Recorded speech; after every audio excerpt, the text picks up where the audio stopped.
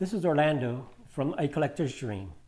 Today I want to talk about the 1948-49 Leaf cards and really the 1949 Leaf premiums that were included with the box of Leaf cards.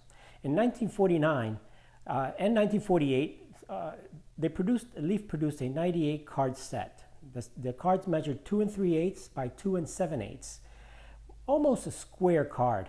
This was the first post-war baseball series issued in color.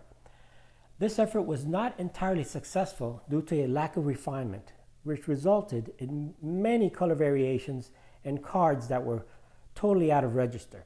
In addition, the set was skip numbered from 1 to 168. They never did produce the total 168 cards. Only 98 cards were actually produced, with 49 of those printed in limited quantities. Short prints is what we call it. Some cards were produced in 1948 with a copyright date in the back of 1948, but the overwhelming evidence seemed to indicate that this set was not actually released until early in 1949. So sometimes the set is referred to as the 48-49 Leaf set. Gum manufacturers in the 30s, they popularized the practice of producing premiums. Premiums are larger format cards that were either redeemable with the exchange of a given number of baseball cards or wrappers at the point of sale.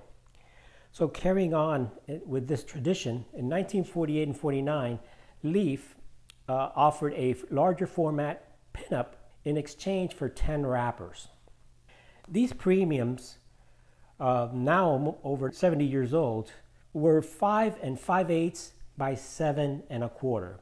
Each box of Leaf gum cards contained one of these premiums. These premiums are sepia tone photos of Hall of Famers.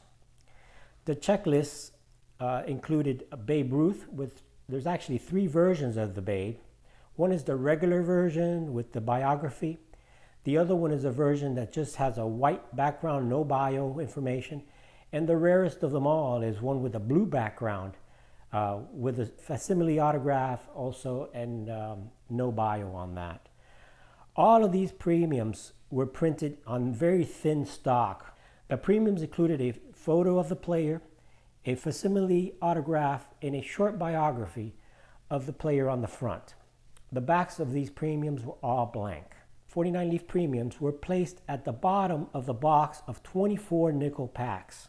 If you look at the bottom of each card, there was a promotion for the premiums in which the stores were to give the card to anyone who accumulated 10 wrappers and then turned them in. Some stores probably just gave them away to a kid who bought the last packs in the box.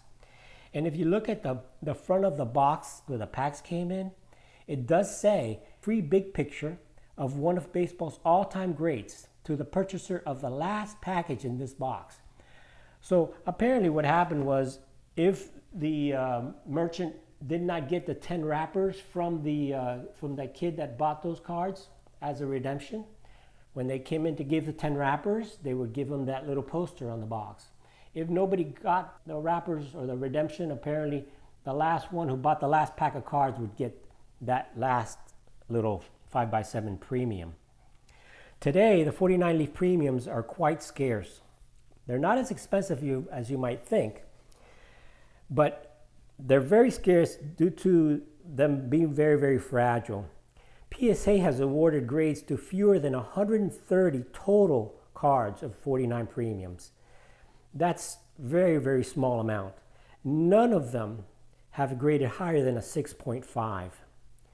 So you can see how rare they are and how easy it is for these things to have creases, and putting in the bottom of a box full of baseball packs. So only 2 roofs have received grades as high as a 4. And SGC has only graded 31 premiums. So if you look at it, about 160 total have been graded. If you look at the Ruths and the Gehrigs, there's about 20 of each that have been graded. If you look at some of the rarer cards, like the Grover Cleveland Alexander and the Ed Walsh, there's only 5 graded of each of those 2 by PSA. So that shows you how rare and how difficult these cards are to obtain. Since these cards really weren't issued at the same time that the players were active, there was probably less interest from the young collectors at the time, because these were all retired players and Hall of Famers. And other collectors may not even have been familiar with the set at all. Finding enough cards to build a complete set is a big challenge, because the Ruth and the Gehrig are very difficult to find, especially in any decent condition. And the blue background version of the Ruth is considered to be the toughest. I've only seen 3 copies of the blue background, based on PSA, they have graded 2 copies. One that you'll see in my video, which is the highest graded, PSA 4, and another one that they have graded. The players that are in this premiums checklist is Grover Cleveland Alexander, Mickey Cochran, Lou Gehrig, Walter Johnson, Christy Mathewson, John McGraw, Ed Walsh, and of course Babe Ruth, the 3 versions of the Babe Ruth set. In my opinion, with all these Hall of Fame players, including Babe Ruth and Lou Gehrig and Walter Johnson and Christy Mathewson, this set should definitely be considered as a strong candidate for collectors to really look into, as far as a set they may want to collect in the future. So something else that I have noticed during my research is, as I researched the 1948-49 Leaf, read as many articles as I could about it and looked at the actual packs and boxes where it was actually distributed, I noticed that there were 2 different versions of the actual box where the wax packs came in. One version of the box, which I have here, and you'll see in the pictures, is a red and white version of the top of the box. And it says, All-Star Pictures Bubblegum, 5 pictures of your favorite baseball stars in each package. That's 5 cards per pack. And then it says, free big picture of one of baseball's all-time greats to the purchaser of the last package in this box. So that tells me that if they did not turn in the 10 wrappers to get that little premium, the last person that bought the last pack would probably be given that premium by the dealer. So the second version of the box that I saw actually was sold at an auction a few years ago. And this version was a complete box. And this box was red, white, and blue. And you can see a picture of the box here, a complete picture of it, the front, the back, plus the album that was also, you could also redeem an album for the cards also, and that was also up in the auction, on top of the sample of the wrappers. But the main thing about that is that I think this is the first time that it's known that there were 2 versions of that particular box. The red, white, and blue box sold at an auction for $27,000 a few years ago. The version that I have, which is just the cover, the top of the box cut out, is red and white.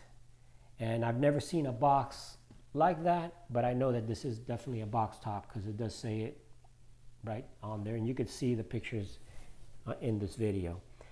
So thank you everybody for listening and watching my video. If you have any comments, please put it down below in the comments section. If you have any more information about either the box, the different versions of the box of 48-49 Leaf where the actual cards came in, the packs of cards came in, or if you have any other information on the 49 Leaf premiums that I may have missed or I may not be aware of, also please let me know in the comment section below. Thank you very much for listening to my video, and be on the lookout for the next one coming soon. Thank you.